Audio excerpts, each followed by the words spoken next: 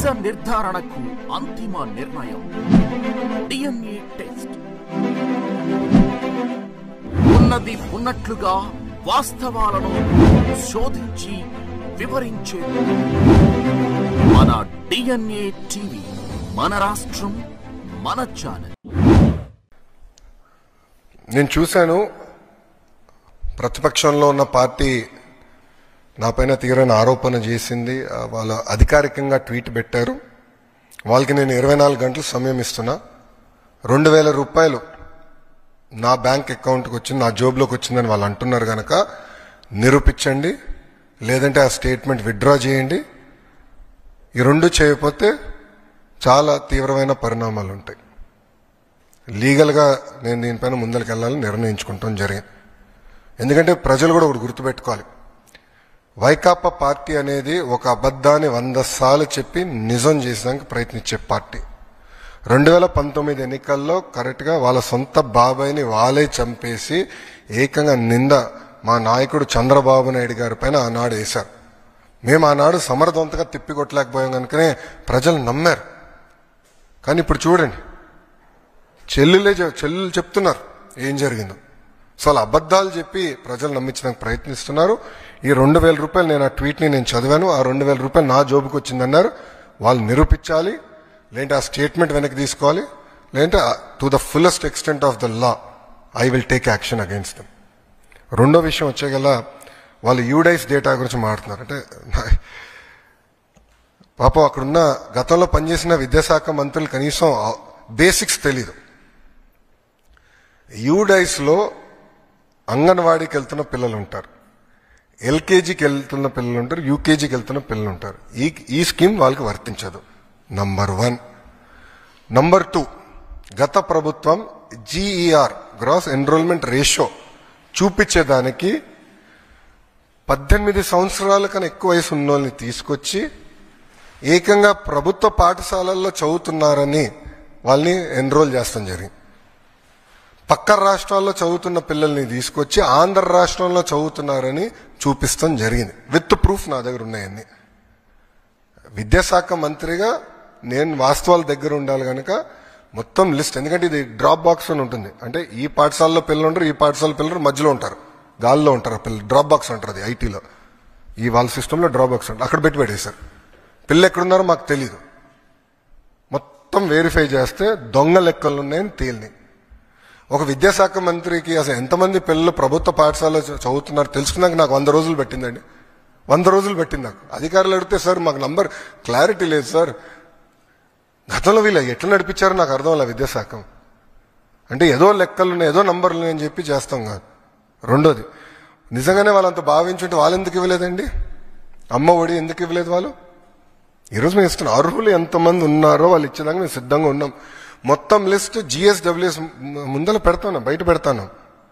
లేదంటే ఎవరన్నా రాలేదనుకుంటే మన మిత్రకెళ్ళి ఎందుకు రాలేదో తెలుసుకోవచ్చు, కరెక్ట్ చేసిన మార్గం కూడా ఇస్తున్నాం.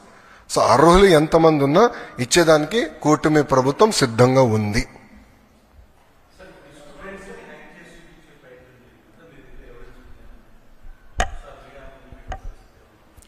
I can give you all the data, నాకు నో ప్రాబ్లం. మొత్తం డేటా నేను మీకు ఇవ్వగలుగుతాను. ఎందుకంటే గతంలో విద్యాశాఖ మంత్రిగా పనిచేసిన వాళ్ళకి డిక్షనరీలో ఏముందో కూడా తెలియదు. ఎందుకంటే కౌన్సిల్లో ఒక వ్యక్తి లేసి ఒక పదం వాడితే నేను అబ్జెక్ట్ చేశా, తీవ్రంగా అబ్జెక్ట్ చేసి వాళ్ళ డిక్షనరీలో దేవుడు అంటే ఏముంది, కూటమి ప్రభుత్వం డిక్షనరీలో దేవుడు అంటే ఏముందో చదివి చెప్తే గతంలో విద్యాశాఖ మంత్రిగా పనిచేసిన వ్యక్తి కనీసం అది కూడా తెలియదు. అంటే డెప్త్కి వెళ్ళలేదండి. ఈరోజు మేము అందరం అహర్నిశలు కష్టపడి డెప్త్కి వెళ్తున్నాం. ఎందుకంటే పిల్లలది ఫార్మేటివ్ ఏజ్, సరైన దారిలో పెట్టాల్సిన బాధ్యత మా పైన ఉంది. అందుకే మీరు చూస్తే చాగంటి కోటేశ్వరరావు గారిని అడ్వైజర్గా పెట్టుకున్నాం. ఆయన ఏ కంటెంట్ అయితే తయారు చేశారో విలువల పైన అది మేము పిల్లలకి ప్రింట్ చేసి ఇస్తున్నాం. ఇట్లా చాలా సీరియస్గా మేము తీసుకుంటున్నాం, ఒక ఛాలెంజ్గా తీసుకుని పనిచేస్తున్నాం. అది కూటమి ప్రభుత్వానికి ఉన్న చిత్తశుద్ధి.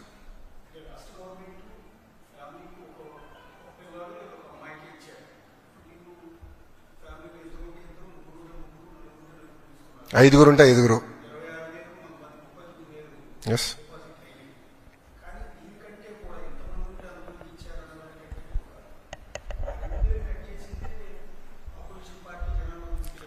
మళ్ళీ వాళ్ళు ఎందుకు ఇవ్వలేదండి?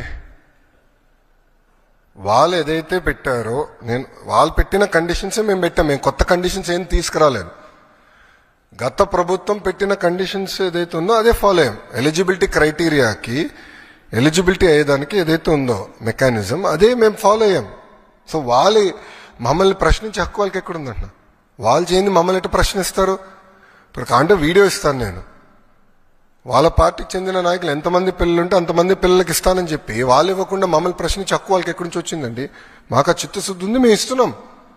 2 ఉంటే 26,000 ఇస్తున్నాం, 3 ఉంటే 39,000 ఇస్తున్నాం. అది కూటమి ప్రభుత్వానికి చిత్తశుద్ధి.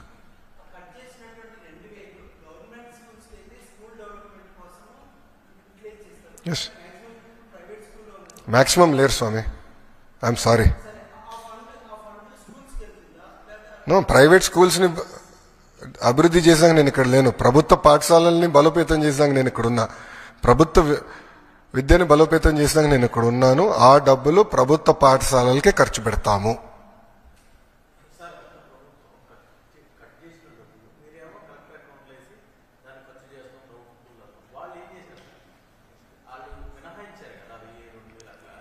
వాళ్ళు అంటే టాయిలెట్ మెయింటెనెన్స్ అని అట్లా ఇస్తాం జరిగింది. కొన్ని ఖర్చు చేశారు, కొన్ని ఖర్చు చేయలేదు.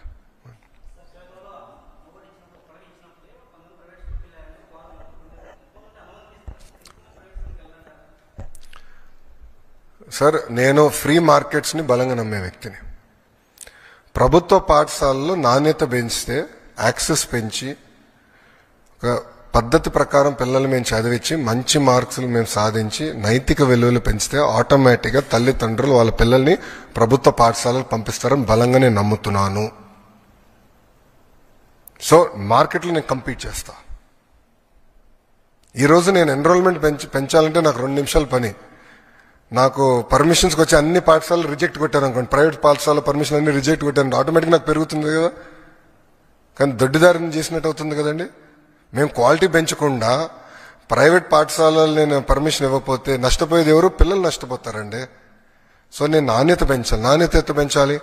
ప్రైమరీ స్కూల్లో 1 class 1 teacher. Second, mega DSC 16,347 teacher పోస్టులు భర్తీ చేసడానికి ఆల్రెడీ డిఎస్సి మొదలైపోయింది. 24 కేసులు వేశారండి.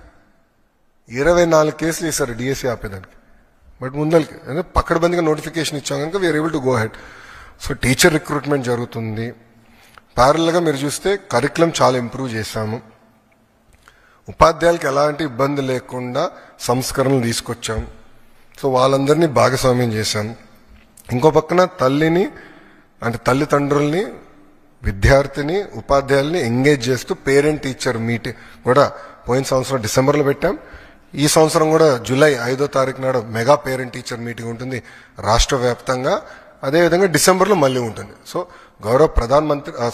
గౌరవ ముఖ్యమంత్రి గారు, ఉప ముఖ్యమంత్రి గారు కూడా ఈ కార్యక్రమాల్లో పాల్గొంటారు. ఫీల్డ్కి వెళ్తారు, తల్లిదండ్రులతో మాట్లాడతారు, ఎంగేజ్ చేస్తాం. సో కమ్యూనిటీని కూడా మేము ఎంగేజ్ చేస్తాం జరుగుతుంది. సో నాణ్యత పెంచాలి, క్వాలిటీ పెంచాలి, లెర్నింగ్ అవుట్కమ్స్ పెంచాలి, రిజల్ట్స్లో పెంచాలి. ఆటోమేటిక్గా తల్లిదండ్రులు ప్రభుత్వ పాఠశాలకు వాళ్ళ పిల్లలు పంపిస్తారని నేను బలంగా నమ్ముతున్నాను.